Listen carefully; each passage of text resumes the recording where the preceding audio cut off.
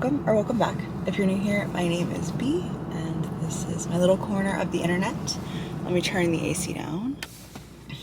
I often start videos in my car, but not usually in the dark. So we're getting outside. We are going to a coffee shop. We're gonna grab a coffee and we're gonna do like my pre-work things, and then we will get into the video. We're gonna talk about some embarrassing things I've learned in my 20s. I was gonna make like a 5 things I've learned in my 20s video, but then I thought, you know what's more effective for me? Probably for several other people. We're gonna talk about 5 embarrassing things I've learned in my 20s, and they're really gonna focus more on like ways that I've grown. But yeah, all right. Let's go get coffee and play my puzzle games.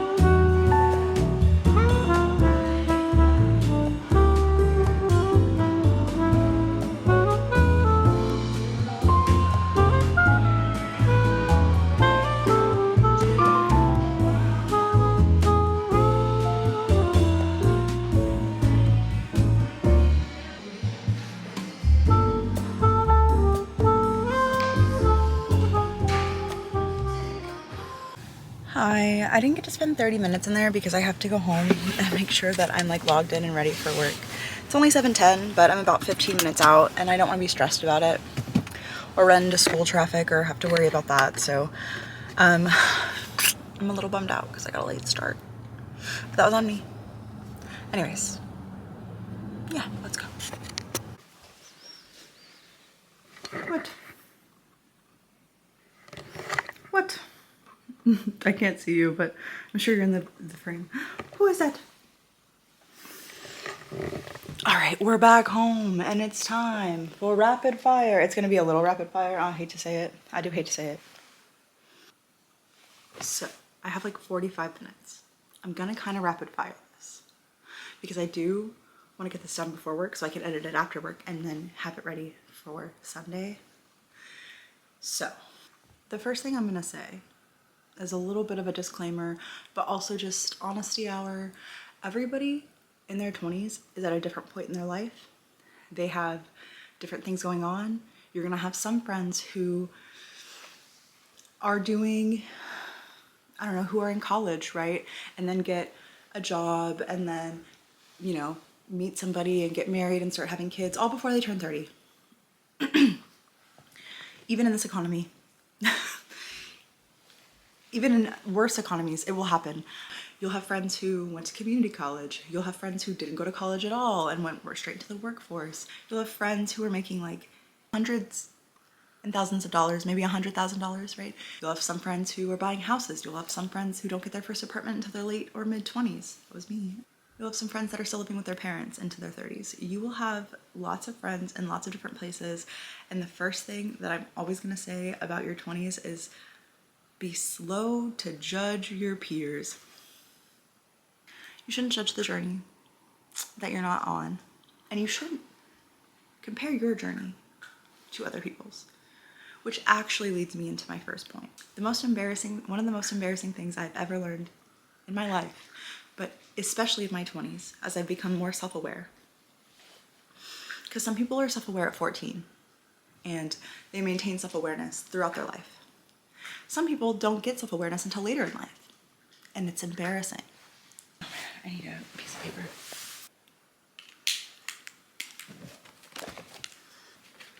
Lesson number 1 is, comparison isn't only the thief of joy. Did I spell thief wrong? It actually makes you a little bit of a dick. Listen, We're all on different journeys. That's where I started, right? But if you can't support the people in your life to the full extent because you're too busy worrying about what you don't have in comparison to what they have, you will sometimes be unable to be happy for them. Comparison stems from insecurity, and insecurity, as we all know, lack of confidence is basically the root of all evil for people's personal problems. And when you start comparing yourself to other people and being worried about what everybody else has but you, and I'm not talking about on Instagram, because we all get on Instagram, we all scroll and we're like, oh my God, she's so pretty, oh my God, they have so much, oh my God, how'd they buy a house? When you start doing that with the people that you love, no man, you start becoming mean, and not even intentionally. It's not even like you're outwardly being mean, although that does happen to some people, but internally, jealousy, I mean, at the end of the day, it's just jealousy. I want what they have, or do I need to have what they have? Or wait, oh my God, wait, am I supposed to be doing that? No, baby girl, you're supposed to be doing whatever you're supposed to be doing. Don't worry about them. Do not worry about them. And do not become a dick because you're so busy worrying about what everybody else is doing that you start being a hater. Your lack of emotional intelligence isn't your fault, but it is your responsibility. I have always believed, because I have dealt with family members and myself and people in my life who have mental illness, severe mental illnesses, that mental illness is not an excuse to be a jerk. What I have learned in my 20s is that many people struggle with emotional intelligence. We all think we're emotionally intelligent. I think a lot of us rationalize our emotions. Sorry to the eldest daughters and the Virgos. Love you. I see you. I am you. You know what you're doing. Just because you rationalize your emotions, just because you can explain your emotions, does not mean that you're emotionally intelligent. It doesn't mean that you're feeling your emotions, that you're processing them, that you're coping with them. Many of us were not given the tools by our boomer and Gen X parents to cope with our emotions. We lack emotional intelligence. It isn't your fault that you lack that because nobody taught it to you, but I'm gonna need you to figure it out because you are being a little insufferable. I love you. I'm sorry. You're being insufferable. I know because I did it. I'm only telling you things that I know because I did it. You need to figure out how to cope. When people are like, go outside and touch grass, learn how to cope. Cope. Figure it out. Get a therapist and learn some lessons. I don't mean that in a mean way. Like when people are like, somebody get a therapist. Men will do anything but go to therapy.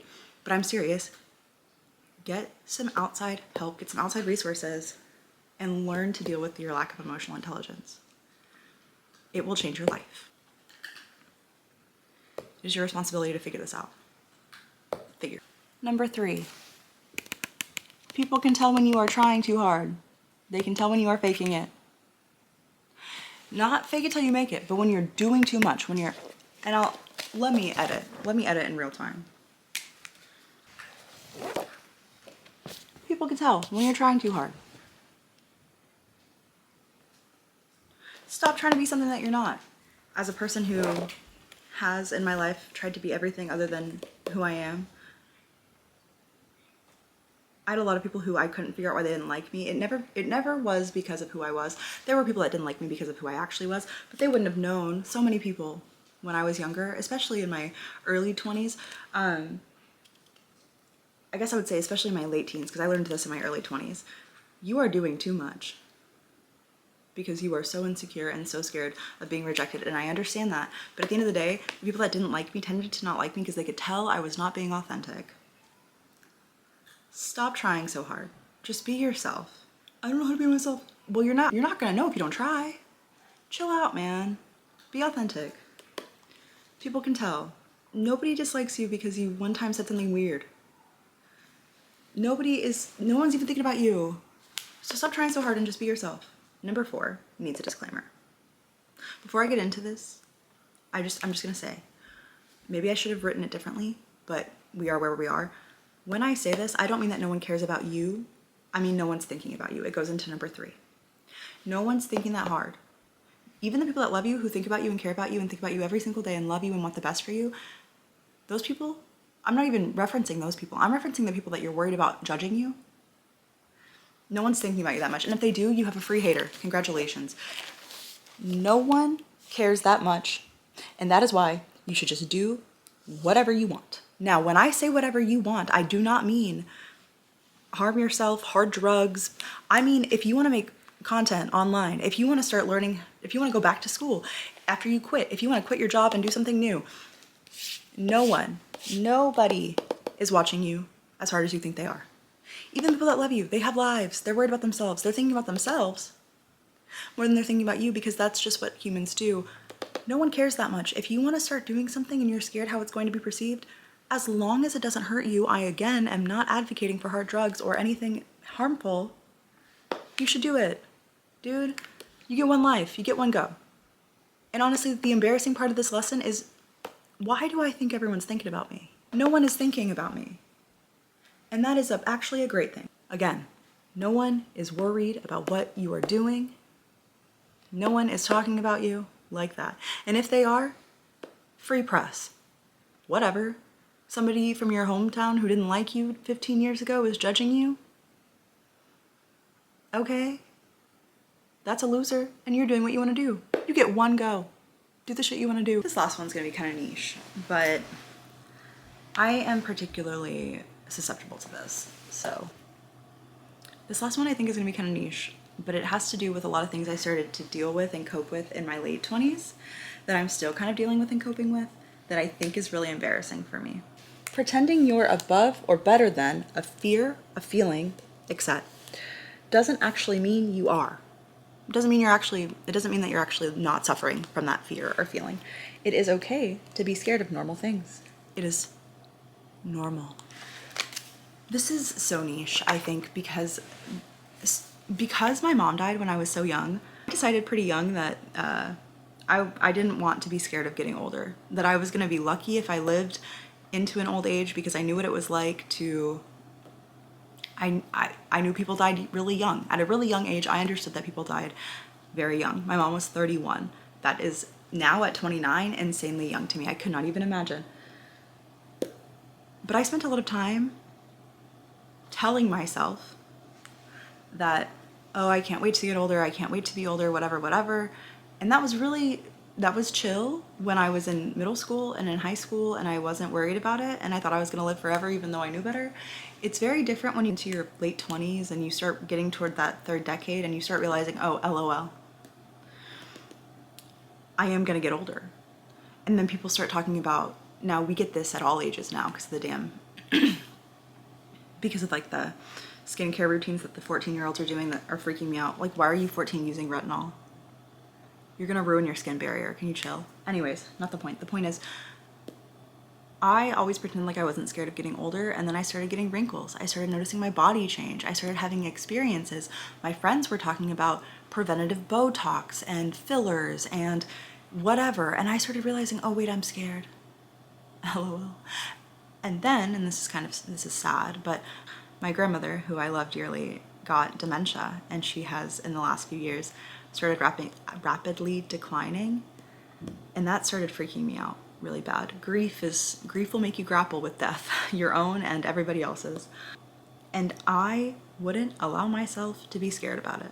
Like, I kept telling myself, like, you're not scared of this. Like, I had told this story to myself so many times that I was like, you're not even scared of getting old. Why are you freaking out? Why are you crashing out about this? Meanwhile, I'm horrified. And I was embarrassed that I was scared because I had created this narrative in my head that I was never going to be scared of this. And now I'm in a different point in my life, and I was like, I have to finish the video on my phone because my battery just died. I was saying that I used to feel like I couldn't be scared, that I couldn't have a fear of getting older or dying because I was supposed to be grateful. And then I started to get scared of dying because of aging myself and my loved ones aging and all these things that just happen naturally in life. And then I started telling myself that, like, oh no, you don't feel that way. I was pretending to be brave about it because I was embarrassed that I was scared because I decided that I wasn't. What a mind, you get it, trying to explain away my fears. Very normal, very rational, very common fears. And not only was I trying to explain them away, but I felt like I was like above them. I thought, this is just so stupid. Like, I was like not like other girls in it. there's something to be said about how aging and the beauty industry targets women specifically. We talk about women getting old and it's like horrifying. We talk about men getting old and we say, oh, they just get better with age, like silver fox, all this stuff, right? But I wanted to be above that. Like, I wasn't doing it to be like, oh, I'm so much better than you guys, right? I was just like, I don't want that to affect me, and I think none of you should let it affect you either. And that was unfair, because guess what? We're all humans. This shit is gonna get to us. This is gonna bother us. Why? Because we consistently take in, because the human condition, who's not afraid of dying? Most people are afraid of dying. And yes, we make jokes all day and tomorrow. Millennials literally paved the way for this sort of like, whatever, just like hit me with a bus, like kind of mentality, right? I understand that we all joke about it, but at the end of the day, everyone, the entire human condition is like trying to figure out how to express the depth of our emotions with like love, and then coping with the fact that we're all gonna die. I mean, that is like the baseline of like why people have religions. And my pretentious ass was like, I'm above it. Cringe, embarrassing, and lame. Listen is very personal to me.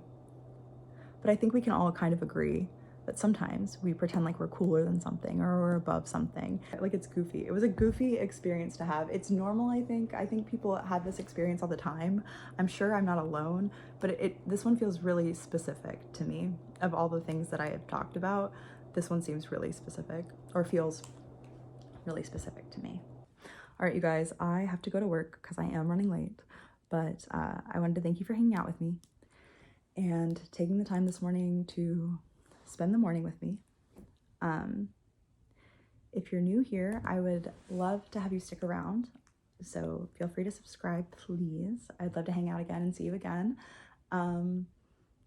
I have started a new upload schedule, so I'm uploading every Sunday now, once a week, just more manageable with my timeline. And what else? Oh, I have a new @ name, so check out the links in the description. And yeah, thanks so much for hanging out with me.